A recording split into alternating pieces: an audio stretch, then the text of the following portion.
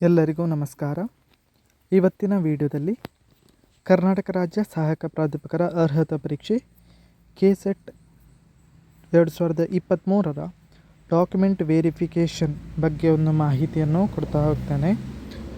ಮಾಹಿತಿ ಏನಪ್ಪ ಅಂತ ಹೇಳಿದರೆ, ಡಾಕ್ಯುಮೆಂಟ್ ವೆರಿಫಿಕೇಷನ್ಗೆ ನಾವು ಡಾಕ್ಯುಮೆಂಟನ್ನು ಸೆಂಡ್ ಮಾಡುವಾಗ ಡಾಕ್ಯುಮೆಂಟನ್ನು ಯಾವ ರೀತಿ ಸೆಂಡ್ ಮಾಡಬೇಕು, ಹಾಗೆಯೇ ಯಾವೆಲ್ಲ ಡಾಕ್ಯುಮೆಂಟ್ ಬೇಕು, ಯಾರ ಸೈನ್ ಆಗಿರಬೇಕು, ಯಾವ ಫಾರ್ಮೆಟಲ್ಲಿರಬೇಕು, ಎಲ್ಲ ಮಾಹಿತಿಯನ್ನು ಡಿಟೇಲಾಗಿ ಈ ವಿಡಿಯೋದಲ್ಲಿ ತಿಳಿಸ್ತಾ ಹೋಗ್ತೇನೆ.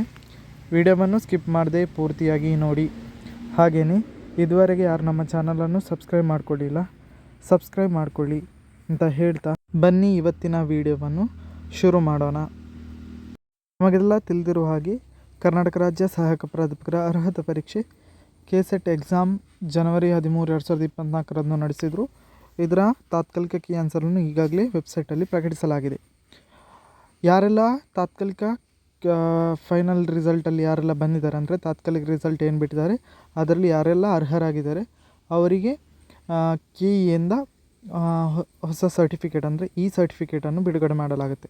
ಈ ಸರ್ಟಿಫಿಕೇಟ್ ಬಿಡುಗಡೆ ಮಾಡಬೇಕಂದ್ರೆ ಇವಾಗ ಕೆಇಯಿಂದ ಫೈನಲ್ ರಿಸಲ್ಟ್ ಈಗ ಇನ್ನಷ್ಟೇ ಬರಬೇಕಾಗಿದೆ. ಫೈನಲ್ ರಿಸಲ್ಟ್ ಬಂದ ನಂತರ ಒಂದು ಪ್ರಕಟಣೆ ಬರುತ್ತೆ. ಆ ಪ್ರಕಟಣೆಯಲ್ಲಿ ನಾವು ಡಾಕ್ಯುಮೆಂಟ್ ಸೆಂಡ್ ಮಾಡಲಿಕ್ಕೆ ಅಥವಾ ಕೆಇಗೆ ಹೋಗಿ ವೆರಿಫಿಕೇಷನ್ ಮಾಡಲಿಕ್ಕೆ ದಿನಾಂಕವನ್ನು ತಿಳಿಸ್ತಾರೆ.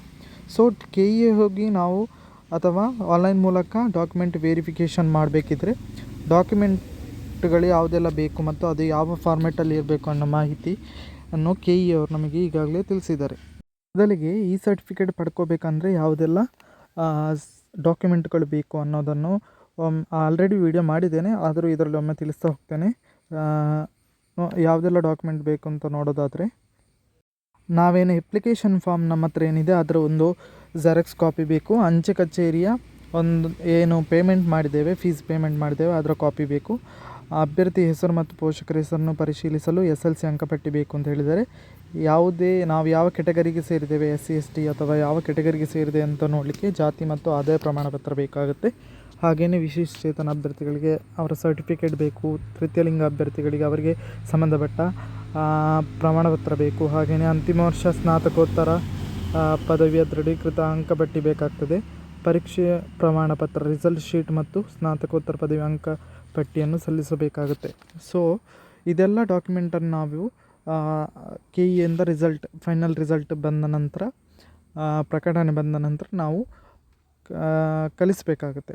ಸೊ ಈ ಎಲ್ಲ ಡಾಕ್ಯುಮೆಂಟನ್ನು ಹೇಗೆ ಕಳಿಸ್ಬೇಕು ಅಂತ ಹೇಳಿದರೆ, ನಾವು ಜೆರಾಕ್ಸ್ ಕಾಪಿ ತೆಗಿಬೇಕು. ಅದು ಹೇಗಿರಬೇಕಂದ್ರೆ A4 ಅಳತೆಯಲ್ಲಿ ಇರಬೇಕು ಅಂತ ಹೇಳಿದ್ದಾರೆ. ಎಲ್ಲ ಡಾಕ್ಯುಮೆಂಟ್ಗಳು A4 ಅಳತೆಯ ಕಾಗದದಲ್ಲಿ ಜೆರಾಕ್ಸನ್ನು ತೆಗೆದು, ಹಾಗೆಯೇ ಗೆಜೆಟೆಡ್ ಆಫೀಸರ್ ಏನಿರ್ತಾರೆ ಅಧಿಕಾರಿಯಿಂದ ದೃಢೀಕರಿಸಬೇಕಾಗುತ್ತೆ. ಅದನ್ನು ಒರಿಜಿನಲ್ ಡಾಕ್ಯುಮೆಂಟ್ ಮತ್ತು ಜೆರಾಕ್ಸ್ ಕಾಪಿಯನ್ನು ಅವರ ಹತ್ರ ತೊಗೊಂಡು ಹೋಗಿ ಅವರ ಹತ್ರ ದೃಢೀಕರಿಸಬೇಕು, ಅವರ ಸೈನ್ ಹಾಕಿಸಬೇಕು. ಸೈನ್ ಹಾಕಿಸಿದ ನಂತರ ಅದನ್ನು ನಾವು ಒಂದಾ ಕೆಇಗೆ ಹೋಗಿ ವೆರಿಫಿಕೇಷನ್ ಮಾಡಲಿಕ್ಕೆ ಇರ್ಬೋದು ಅಥವಾ ಆನ್ಲೈನ್ ಮೂಲಕ ಸೆಂಡ್ ಮಾಡಲಿಕ್ಕೆ ಇರ್ಬೋದು. ಸೊ ಯಾರೆಲ್ಲ ಕೆಸೆಟ್ ಅರ್ಹತೆಯನ್ನು ಪಡ್ಕೊಂಡಿದ್ದೀರಾ, ತಾತ್ಕಾಲಿಕ ರಿಸಲ್ಟಲ್ಲಿ ಯಾರ್ದೆಲ್ಲ ಹೆಸರು ಬಂದಿದೆ ಅವರು ಈ ಡಾಕ್ಯುಮೆಂಟನ್ನು ಆದಷ್ಟು ಬೇಗ ರೆಡಿ ಮಾಡಿ ಇಟ್ಕೊಳ್ಳಿ. ಕೆಇಯಿಂದ ಯಾವಾಗ ಬೇಕಾದರೂ ಪ್ರಕಟಣೆ ಬರಬಹುದು. ಪ್ರಕಟಣೆ ಬಂದ ಕೂಡಲೇ ಈ ಡಾಕ್ಯುಮೆಂಟನ್ನು ನಾವು ಸೆಂಡ್ ಮಾಡಬೇಕಾಗುತ್ತೆ. ಸೊ ಇದಿಷ್ಟು ಈ ಮಾಹಿತಿ ನಿಮಗೆ ಇಷ್ಟ ಆಗಿದರೆ ಲೈಕ್ ಮಾಡಿ, ಹಾಗೆಯೇ ಶೇರ್ ಮಾಡಿ. ಇದುವರೆಗೆ ಯಾರು ನಮ್ಮ ಚಾನಲನ್ನು ಸಬ್ಸ್ಕ್ರೈಬ್ ಮಾಡ್ಕೊಳ್ಳಿಲ್ಲ, ಸಬ್ಸ್ಕ್ರೈಬ್ ಮಾಡ್ಕೊಳ್ಳಿ ಅಂತ ಹೇಳ್ತಾ ಎಲ್ಲರಿಗೂ ನಮಸ್ಕಾರ.